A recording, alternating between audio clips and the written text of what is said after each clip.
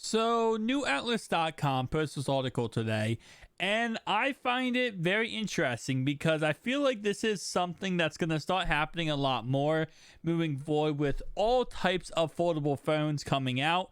And that is the brand new Honor phone that is coming out sometime soon is going to go ahead and not be strictly only released in China.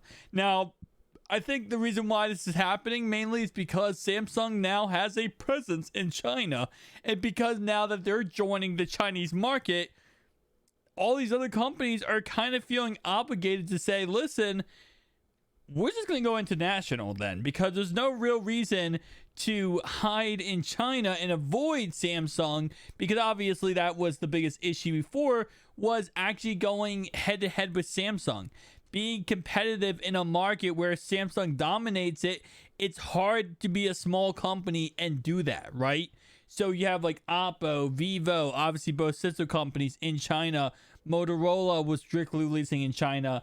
Google now looks like they might be releasing their phone internationally when it was first rumored that they were going to release strictly in China.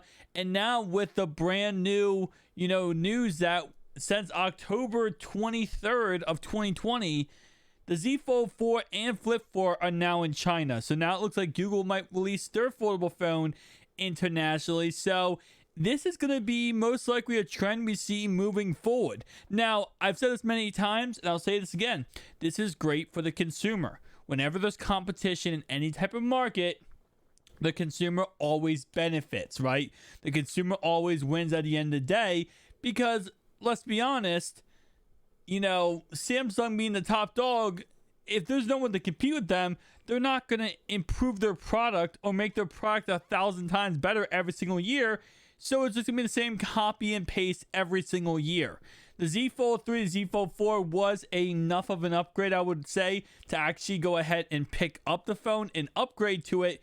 But if there's no competition by Microsoft or Google or any company, the Z Fold 5 might be the same exact phone, but, an updated processing unit. So it's always nice to see, Samsung actually have some real competition. Now, this is also could be a detriment to the foldable phone market.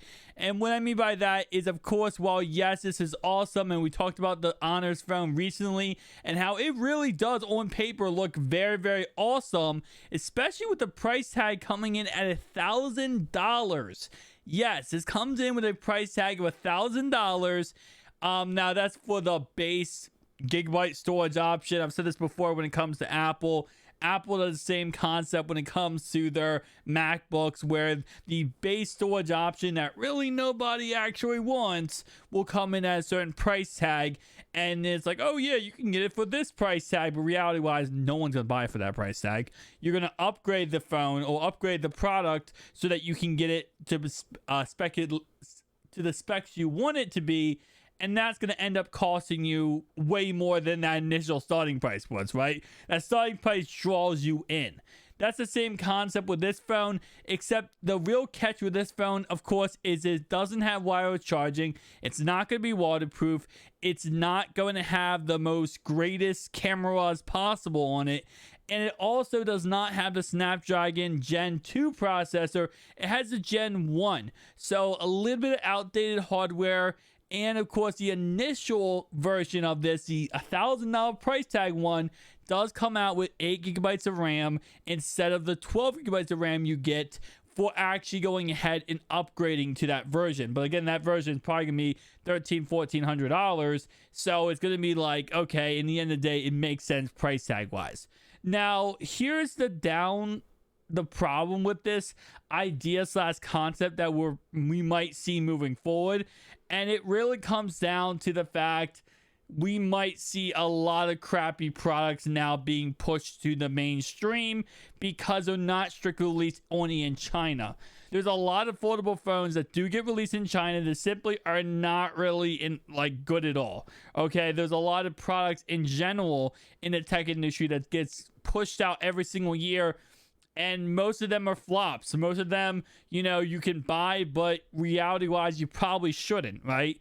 So this could spell doom for the foldable phone industry if that ends up becoming a thing, which I think right now the general consensus for foldable phones, because we're not at that mainstream media point, we're not that point where their flagship devices, is that foldable phones are gimmicks. Foldable phones are cool, but they're not going to last, and of course they're not durable enough. So if you do have a lot of these companies go worldwide. I'm not saying this about Honors or any, company, Oppo, obviously Vivo, we talked about many times. We're talking about these kind of just startup companies.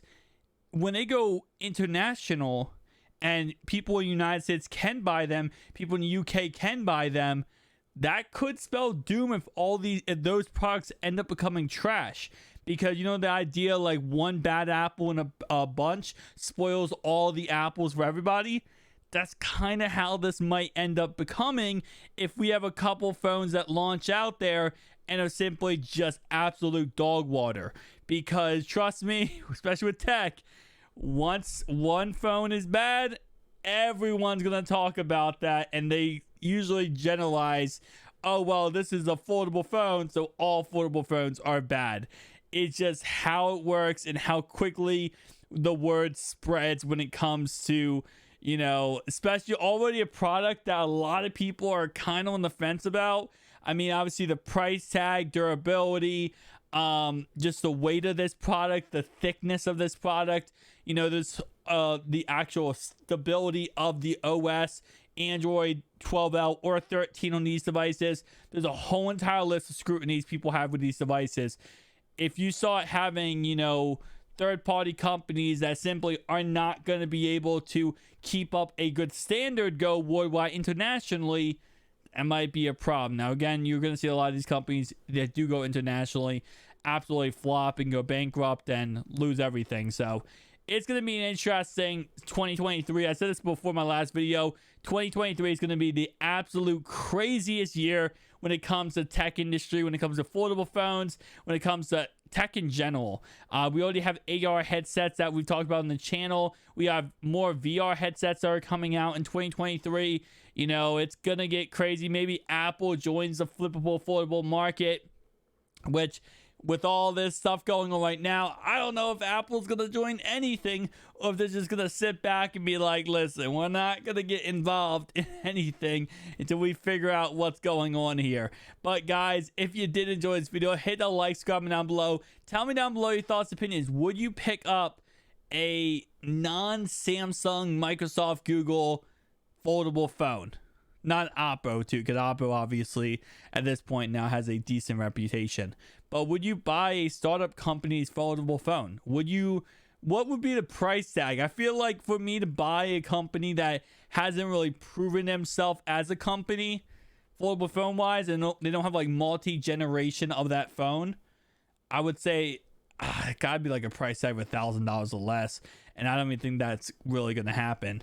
Although I will say we might see some companies follow Honor here and go with kind of, the strategy of we'll give you outdated hardware so that we can keep the price tag of this actual device lower to compete better against the tech giants we see so far. Guys, tell me down below your thoughts and opinions. I'll see you guys next one. Peace out.